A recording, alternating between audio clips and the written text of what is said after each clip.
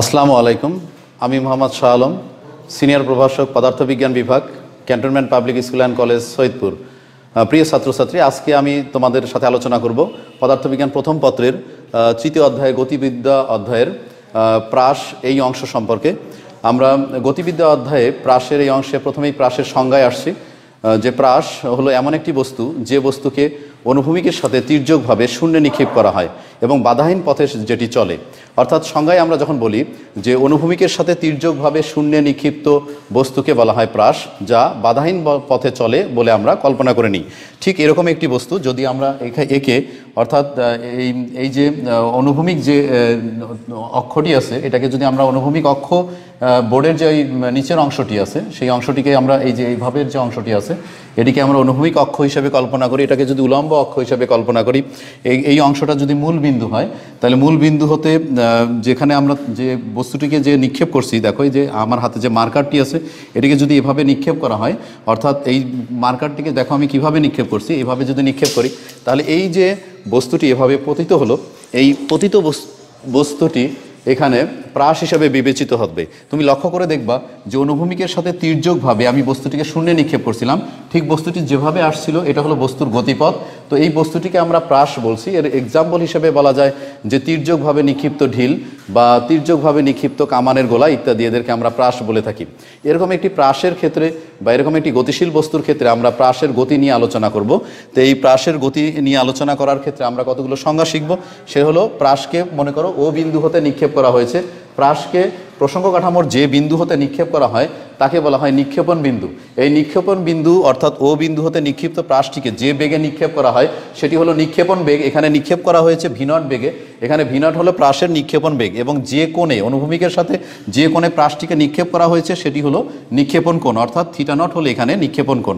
নিক্ষিপ্ত এই প্রাসটির এই বেগটিকে যে নিক্ষেপণ বেগ অর্থাৎ আদিবেগ, সেই আদিবেগকে আমরা দুইটি উপাংশে বিভাজিত করেছি, যার একটি উপাংশ হলো V0, এর একটি উপাংশ হলো V0 cos θ0 আর একটি উপাংশ হলো V0 sin θ0। V0 cos θ0 এই উপাংশটি এক্স অক্ষ বরাবর অর্থাৎ ভূমির সমান্তরালে ক্রিয়া করে প্রাসকে সামনের দিকে অগ্রসর করে, এবং V0 sin θ0 এই উপাংশটি প্রাসকে উপরের দিকে অগ্রসর করে অর্থাৎ উপরে নিয়ে যায়। অর্থাৎ একটা বস্তুকে আমরা যখন নিক্ষেপ করব তখন এই বস্তুটি একই সাথে সামনের দিকে যাবে এবং উপরের দিকে উঠতে থাকবে, এরকম করে উঠবে, আবার এক সময় নিচে নামবে। এবার এই গতিপথ নিয়ে যদি আমরা আলোচনা করি তাহলে আমরা প্রাস যে গতিপথ অনুসরণ করে চলে, আমরা প্রাসকে নিক্ষেপ করার পরে দেখা যাবে যে প্রাস এই পথ অনুসরণ করে চলছে। এরকম প্রাসের যে চলরেখ, প্রাস যে গতিপথ অনুসরণ করে চলে তাকে বলা হয় প্রক্ষেপণ। তাহলে প্রক্ষেপণটা হলো এরকম একটি গতিপথ বা একে বলা হয় সঞ্চার পথ। আমরা এই সঞ্চার পথ নিয়ে আজকে আলোচনা করব। আমরা ধরে নিয়েছি যে এই প্রাসটিকে আমরা নিক্ষেপ করার পর টি সময় পরে সে পি বিন্দুতে অবস্থান করছে। এই টি সময় পরে প্রাসটি যখন পি বিন্দুতে অবস্থান করবে, এই পি বিন্দুর স্থানাঙ্ক ধরা হয়েছে এক্স ওয়াই। এই এক্স অক্ষের দিকে প্রাসটি এক্স দূরত্ব অতিক্রম করে টি সময়, এবং ওয়াই অক্ষের দিকে সে দূরত্ব অতিক্রম করে উলম্ব দূরত্ব ওয়াই। এখন এই যে নিক্ষেপণ বেগের দুটি উপাংশ, তার মধ্যে একটি V0 cos θ0 যা প্রাসকে এক্স অক্ষের দিকে টি সময় এক্স দূরত্ব অতিক্রম করায়, এবং ওয়াই অক্ষের দিকে এই V0 sin θ0 বেগের প্রভাবে সে উলম্ব দূরত্ব ওয়াই অতিক্রম করে। এখন প্রাসের এক্স অক্ষ বরাবর আমরা যখন শূন্যে নিক্ষিপ্ত প্রাসের কথা আলোচনা করি তখন এক্স অক্ষ বরাবর তার ত্বরণ হয় শূন্য, অর্থাৎ Ax = 0। প্রাসের উপর এক্স অক্ষ বরাবর কোনো ত্বরণ ক্রিয়া করে না। এখন আমরা জানি যে প্রকৃতিতে যে অভিকর্ষ ত্বরণ আছে সেই অভিকর্ষ ত্বরণের দিক হলো উলম্ব বরাবর নিচের দিকে, অর্থাৎ প্রাসের এই V0 sin θ0 অর্থাৎ প্রাসের নিক্ষেপণ বেগের উলম্ব উপাংশের উপর এই জি ত্বরণ প্রাসের বেগের বিপরীতে ক্রিয়া করে, অর্থাৎ নিচের দিকে ক্রিয়া করে। এখন আমরা যদি টি সময় প্রাসের যে অনুভূমিক দূরত্ব এক্স নির্ণয় করি, সেই এক্স = যেহেতু টি সময় পরে সে এই এক্স দূরত্ব অতিক্রম করছে, টি এক্স = আমরা এখানে দেখব যে এক্স = হবে এখানে এক্স অক্ষ বরাবর যে বেগ আছে V0 cos θ0, V0 cos θ0, এবং এই দূরত্বটা অতিক্রম করলো টি সময়ে, যেহেতু এক্স অক্ষ বরাবর কোনো ত্বরণ নাই সেহেতু এক্স অক্ষ বরাবর প্রাস সমবেগে টি সময়ে এক্স দূরত্ব অতিক্রম করে, যার মান x = V0 cos θ0 × t। আর এখান থেকে আমরা টি নির্ণয় করতে পারি t = x / V0 cos θ0। এটাকে আমরা 1 নম্বর সমীকরণ দিতে পারি। এবার আমরা এই টি সময়ে প্রাস যে উলম্ব দূরত্ব অর্থাৎ ওয়াই অতিক্রম করে তার মান নির্ণয় করব। তোমরা দেখতে পাচ্ছ ওয়াই, এই ওয়াই = আমরা লিখব ওয়াই অক্ষ বরাবর যে প্রাসের নিক্ষেপণ বেগ, এখানে নিক্ষেপণ বেগের যে উপাংশ সেটা হলো V0 sin θ0। তাহলে আদি বেগকে আমরা V0 সাইন থিটা নট হিসেবে কল্পনা করছি এবং এর সাথে টি মাইনাস, যেহেতু জি সমতরণে জি মন্দনে চলছে, তো minus half g t square আমরা এইভাবে লিখব। অর্থাৎ এটা হলো টি সময়ে প্রাসের উলম্ব দূরত্ব y equal to v naught sine theta naught t minus half g t square. এবার 1 নং সমীকরণ হতে প্রাপ্ত এই যে টি এর মান আমরা 2 নং সমীকরণে বসিয়ে দিতে পারি। 2 নং সমীকরণে বসিয়ে দিলে আমরা পাবো y equal to v naught sine theta naught, t এর মান হলো x divided by v naught cos theta naught minus half g, t এর মান হলো x square divided by v naught cos theta naught তারপর square.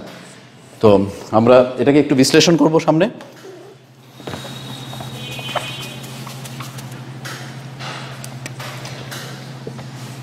Y equal to v naught, এগুলো চলে যাবে sine theta naught divided by cos theta naught into x minus এখানে জি divided by 2 v naught cos theta naught square আর সাথে আছে এখানকার x square,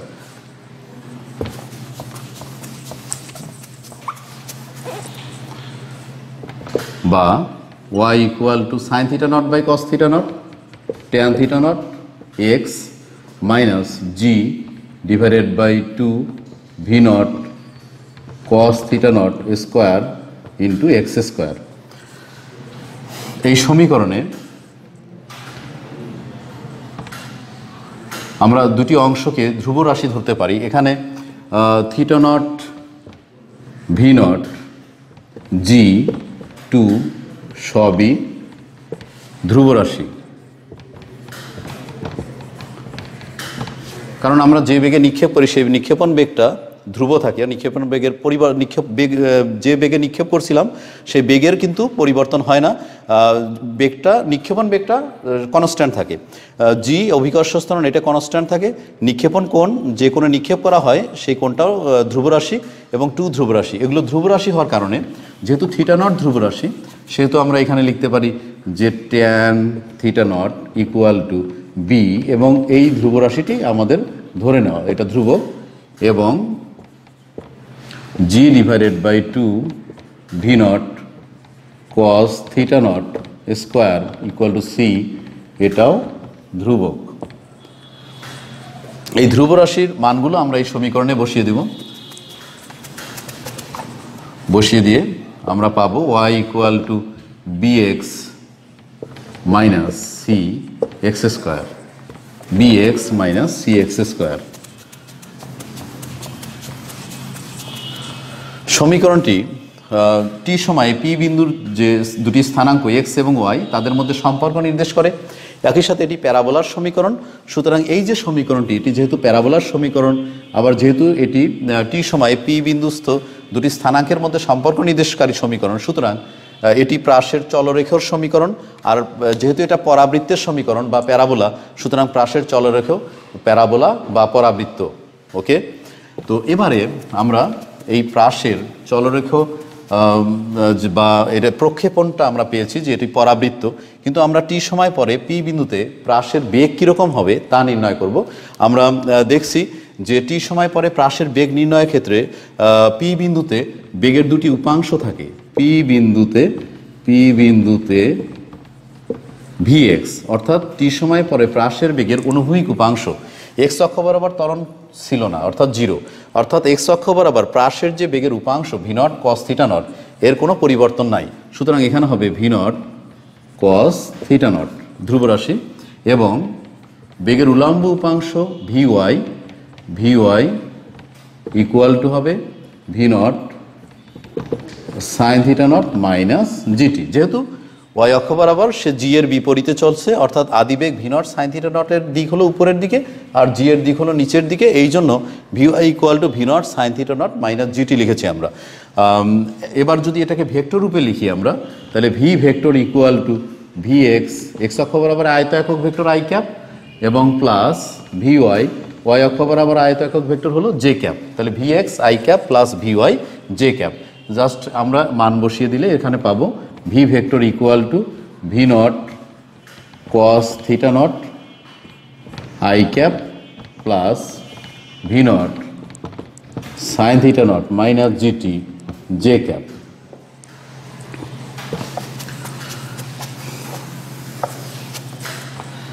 আমরা এই সমীকরণটি একটু বিশ্লেষণ করব। এখানে দেখা যাচ্ছে যে এক্স অক্ষ বরাবর যে ভি ভেক্টরের যে উপাংশ সেটা V naught cos theta not, এখানে কোনো টি নাই, অর্থাৎ প্রাসের যে কোনো মুহূর্তের বেগ এটা কিন্তু এক্স অক্ষ বরাবর যে বেগের যে উপাংশটি আছে সেটি সময়ের উপর নির্ভর করে না, অর্থাৎ এক্স অক্ষ বরাবর বেগের কোনো পরিবর্তন হয় না।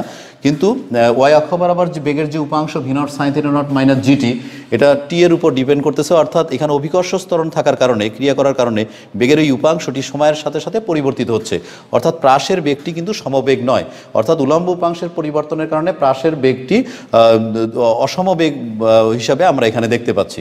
এবার এই প্রাসের বেগের দিক যদি আমি নির্ণয় করতে চাই তাহলে আমি একটু এখানে দেখব যে প্রাসের যে কোনো সময়ের যে বেগটা ভি ভেক্টর, একে যখন আমরা এভাবে উপাংশে বিভাজিত করছি,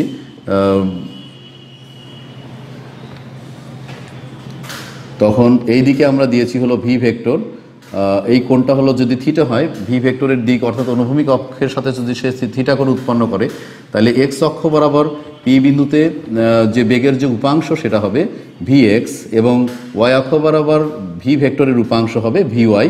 তো এই ভি ওয়াই উপাংশটিকে আমরা এদিকে যদি লিখি ভি ওয়াই, তাহলে দেখতেছি যে এটা এই কোণটা 90 ডিগ্রি, অর্থাৎ এটা একটা সমকোণী ত্রিভুজ। তাহলে সমকোণী ত্রিভুজ হওয়ার কারণে এই ত্রিভুজ হতে আমরা পাই tan theta equal to v y divided by v x. তোমরা একটা কাজ করবে যে ট্যান থিটা যেটা ভি ওয়াই পেয়েছিলে যে v naught sine theta naught minus g t divided by v naught cos theta naught, এখান থেকে তুমি theta equal to tan inverse তারপরে v naught sine theta naught minus g t divided by v naught cos theta naught নির্ণয় করতে পারবে। এভাবে আমরা যে কোনো মুহূর্তে প্রাসের বেগের দিক নির্ণয় করতে পারবো।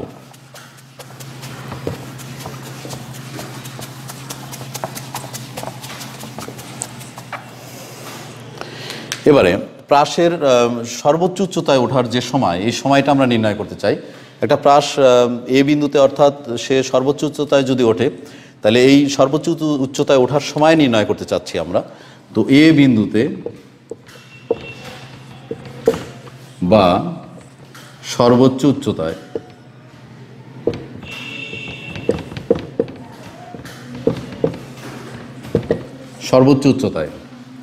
ম্যাক্সিমাম হাইটে এই প্রাসটার এক্স অক্ষ বরাবর বেগের কিন্তু কোনো পরিবর্তন নাই, তাহলে এক্স অক্ষ বরাবর বেগ v naught cos theta naught ঠিকই থাকবে, কিন্তু সর্বোচ্চ উচ্চতায় যখন আসবে তখন তার বেগের যে উলম্ব উপাংশটি কমতে থাকবে, 0 থেকে শুরু করে এ পর্যন্ত কমতে কমতে এ বিন্দুতে এসে সর্বোচ্চ উচ্চতায় প্রাসের বেগের উলম্ব উপাংশ ভি ওয়াই ইকুয়াল টু 0 হবে। কিন্তু আমরা জানি কি, আমরা জানি v y equal to v naught sine theta naught minus g t. তো ভি ওয়াই এর মান 0 equal to v naught sine theta naught minus g t, বা g t equal to v naught sine theta naught, অর্থাৎ t equal to v naught sine theta naught divided by g. তো যেহেতু এখানে সর্বোচ্চ উচ্চতায় ওঠার সময়, তো সর্বোচ্চ উচ্চতায় ওঠার সময় আর টি এখানে হলো যে কোনো সময় বোঝায়, তো এটাকে আমরা সর্বোচ্চ উচ্চতায় ওঠার সময়কে আমরা একটু আলাদা করে দেখাই, t h equal to v naught sine theta naught divided by g. তোমরা পড়বে এটা হলো প্রাসের ক্ষেত্রে সর্বোচ্চ উচ্চতায় ওঠার সময়, t h equal to v naught sine theta naught divided by g. এবার আমরা বিচরণকাল নির্ণয় করতে চাই। একটা প্রাসকে নিক্ষেপের পর সে যখন সর্বাধিক উচ্চতায় ওঠে, সর্বাধিক উচ্চতায় ও থেকে এ বিন্দুতে উঠতে তার যে সময় লাগে, আবার ভূমির যে বিন্দুতে পতিত হয় সেটা পতন বিন্দু, অর্থাৎ ভূমি হতে সর্বোচ্চ উচ্চতায় উঠতে যে সময় লাগে আবার সর্বোচ্চ উচ্চতা হতে পতন বিন্দুতে নামতেও তার কিন্তু একই সময়ের প্রয়োজন হয়। সেক্ষেত্রে বিচরণকাল বলতে আমরা বুঝি যে ভূমি হতে নিক্ষিপ্ত প্রাস পুনরায় ভূমিতে ফিরে আসতে তার যে সময়ের প্রয়োজন হয় তাকে বলা হয় বিচরণকাল। বিচরণকালকে আমরা টি দিয়ে প্রকাশ করে থাকি। তো টি ইকুয়াল টু এই যে ভূমি হতে সর্বোচ্চ উচ্চতায় ওঠার সময় টিএইচ, আবার সর্বোচ্চ উচ্চতা হতে ভূমিতে পতনের সময় এটাও টিএইচ, অর্থাৎ 2টিএইচ হবে, অর্থাৎ 2 into v naught sine theta naught divided by g হবে বিচরণকাল, প্রাসের বিচরণকালের সমীকরণ। আমরা প্রাসের বিচরণকালের সমীকরণ পেয়ে গেছি। এবার আমরা নির্ণয় করব হলো প্রাসের সর্বোচ্চ উচ্চতা। প্রাসের সর্বোচ্চ উচ্চতা নির্ণয়ের ক্ষেত্রে আমরা সমীকরণ জানি v y square equal to v naught y অক্ষ বরাবর আদি বেগ v naught sine theta naught whole square minus 2gh। তো সর্বোচ্চ উচ্চতা এ বিন্দুতে যদি আমরা ধরে নিই, তাহলে এই উচ্চতাটাকে যদি আমরা ক্যাপিটাল এইচ বিবেচনা করি, তাহলে সর্বোচ্চ উচ্চতায় প্রাসের বেগের কিন্তু উলম্ব উপাংশটা 0 ছিল, শুধু অনুভূমিক উপাংশটা থাকে। অর্থাৎ সর্বোচ্চ উচ্চতায় প্রাসের বেগ কিন্তু একমাত্রিক হয়, অর্থাৎ এক্স অক্ষ বরাবর হয়, ওয়াই অক্ষ বরাবর বেগের কোনো উপাংশ থাকে না। এর মধ্যে তোমাদের একটু বলে নিই যে এই যে কোনো বিন্দুতে জি এর দিক কিন্তু এ বিন্দু হতে সোজা কোন দিকে, নিচের দিকে। তাহলে এ বিন্দু হতে অভিকর্ষ স্তরণের দিক নিচের দিকে, অর্থাৎ ওয়াই অক্ষ বরাবর, আর এক্স অক্ষ বরাবর যে এই বিন্দুতে বেগ সেটা হলো ভূমি বরাবর। সুতরাং সর্বোচ্চ উচ্চতায় প্রাসের বেগ এবং অভিকর্ষ স্তরণের বা ত্বরণের মধ্যবর্তী কোণ কিন্তু 90 ডিগ্রি। অনেক সময় এমসিকিউ আসে, তোমরা সেই হিসাবে দেখে নেবে। এবার কিন্তু আমরা নির্ণয় করতেছিলাম যে এই এ বিন্দুর ভূমি হতে উচ্চতা কত, সর্বোচ্চ উচ্চতাটা কত সেটা নির্ণয় করতেছিলাম। আমরা জানি যে সর্বোচ্চ উচ্চতায় প্রাসের বেগের উলম্ব উপাংশ ভি ওয়াই ইকুয়াল টু 0 হয়। তাহলে এটা যদি ভি ওয়াইটাকে আমরা যদি 0 বসিয়ে দিই, তাহলে v naught sine theta naught whole square minus 2gh। তো 2gh-কে বামে নিয়ে আসলে 2gh equal to v naught sine theta naught whole square, এরকম একটি সমীকরণ পাবো আমরা। অর্থাৎ এইচ ইকুয়াল টু তুমি পাবে v naught sine theta naught whole square divided by 2g। এই যে আমরা পেয়ে গেলাম এইচ। এখন আমরা যদি এই এইচ উচ্চতা বলি, তাহলে এটা কিন্তু যে কোনো উচ্চতা। তাহলে যে কোনো উচ্চতা না লিখে আমরা যদি সর্বাধিক উচ্চতাকে লিখে থাকি, তাহলে সর্বাধিক উচ্চতাকে আমরা একটা আলাদা একটা সিম্বল দিয়ে প্রকাশ করে থাকি, সেটা ক্যাপিটাল এইচ। তো এই সর্বাধিক উচ্চতাকে যখন আমি প্রকাশ করছি, h equal to v naught sine theta naught whole square divided by 2g, এটি সর্বাধিক উচ্চতার রাশিমালা। প্রাসের অনুভূমিক পাল্লা যদি বলা হয়, যে প্রাসের অনুভূমিক পাল্লা বলতে আমরা কি বুঝি, যে প্রসঙ্গ সমতল হতে নিক্ষেপের পর পুনরায় প্রাসটি যখন প্রসঙ্গ সমতলে ফিরে আসে, তখন এই প্রাসটি নিক্ষেপণ বিন্দু এবং পতন বিন্দু, অর্থাৎ প্রসঙ্গ সমতলে সর্বাধিক যে অনুভূমিক দূরত্ব অতিক্রম করে তাকে বলা হয় তার অনুভূমিক পাল্লা। এর মধ্যে একটু বলে দিই যে প্রসঙ্গ সমতল হলো প্রাসকে যে বিন্দু হতে নিক্ষেপ করা হয় সেটি নিক্ষেপণ বিন্দু, এবং নিক্ষেপণ বিন্দুগামী অনুভূমিক যে সমতল সেটাকে বলা হয় প্রসঙ্গ সমতল। এখানে প্রসঙ্গ সমতল হলো আমার যে মেঝে আছে, মেঝের সমান্তরালে এখানে যদি একটা তল কল্পনা করা হয় সেটি হলো প্রসঙ্গ সমতল। এবার অনুভূমিক পাল্লার ক্ষেত্রে তোমাকে যদি বলা হয় যে একটা প্রাসকে ভূমি হতে নিক্ষেপ করেছি, আবার ভূমিতেই পতিত হয়েছে, তাহলে ও থেকে পি বিন্দুর এই যে অনুভূমিক দূরত্বটি, এটি হবে পাল্লা। সেক্ষেত্রে এই ওপি দূরত্বটি হবে এক্স অক্ষ বরাবর দূরত্ব। এক্স অক্ষ বরাবর দূরত্ব এক্স ইকুয়াল টু আমরা সূত্র জানি v naught cos theta naught into t. এবার আমরা দেখব যখন পাল্লা নির্ণয় করব, তখন এক্স এর মান হবে রেঞ্জ বা পাল্লার সমান, আর এই যে ও থেকে পি বিন্দুতে যেতে যে সময় লাগে তাকে বলা হবে বিচরণকাল, অর্থাৎ সেক্ষেত্রে সময় হবে বিচরণকাল ক্যাপিটাল টি এর সমান। অর্থাৎ আমরা পাচ্ছি আর ইকুয়াল টু এক্স এর মান আমরা বসিয়ে দিয়েছি আর এখানে v naught cos theta naught আর টি এর মান আমরা ক্যাপিটাল টি বসিয়ে দিলাম। অর্থাৎ R equal to v naught cos theta naught, t এর মান হলো 2 v naught sine theta naught divided by জি।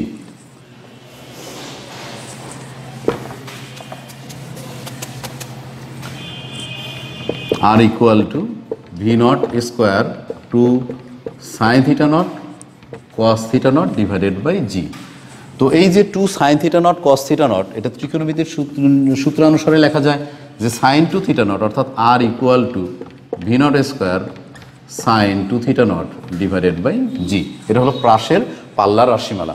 এই পাল্লা আর এর মান যদি নিক্ষেপণ বেগ ধ্রুব রাখি আমরা, অভিকর্ষ স্থান ভূমি হতে সামান্য উচ্চতায় জি এর মান যদি ধ্রুব হয়, তাহলে আর এর মান নির্ভর করে সাইন 2 থিটা নটের উপর। তাহলে সাইন 2 থিটা নট এর ম্যাক্স মান হলো ম্যাক্স ইকুয়াল টু 1, অর্থাৎ sine 2 theta naught equal to sine 90 degree. তো 2 theta naught equal to 90 degree. এখান থেকে আমরা পাচ্ছি theta naught equal to 45 degree. অতএব কোনো প্রাসকে যদি আমরা 45 ডিগ্রি কোণে নিক্ষেপ করে থাকি, তাহলে এই প্রাসের পাল্লা হয় সর্বোচ্চ, এবং সেক্ষেত্রে আর ম্যাক্স আমরা পাবো ভি নট স্কোয়ার সাইন 90, অর্থাৎ 2 ইন্টু 45, এই জন্য আমরা লিখছি 90 ডিভাইডেড বাই জি, বা R max equal to v naught square divided by g. এটি হলো প্রাসের সর্বোচ্চ পাল্লার মান। সর্বোচ্চ পাল্লা মান আমরা নির্ণয় করলাম। আরও অনেক কিছু তোমার এই প্রাসের ক্ষেত্রে জানতে পারবে। এর মধ্যে একটু বলে নিই, আমরা প্রাসের যে গতি, অর্থাৎ এটি দ্বিমাত্রিক। প্রাসকে আমরা নিক্ষেপ করার পরে যদি আমরা প্রাসের যে গতিপথটা বিবেচনা করি, অর্থাৎ প্রাস যে পথ অনুসরণ করে চলে সেই পথটি কিন্তু উলম্ব সমতলে থাকে। নিক্ষেপ করা হয় যে তল থেকে, তাকে প্রসঙ্গ সমতল বলি। এটা কিন্তু অনুভূমিকের সমান্তরাল তল হয়, প্রসঙ্গ তল। আর উলম্ব তলে এর গতি থাকে, আর এর ত্বরণটা থাকে হলো একমাত্রিক, আর এর বেগ দ্বিমাত্রিক। তবে সর্বোচ্চতায় প্রাসের বেগ হয় একমাত্রিক। আমরা পরে ক্লাসে হয়তো আরও অনেক বেশি জানতে পারবো। তোমরা জুম ক্লাসের মধ্যে অনেক কিছু জানতে পারবে। আজকের মতো আমি এখানেই শেষ করছি। আল্লাহ হাফেজ, আসসালামু আলাইকুম।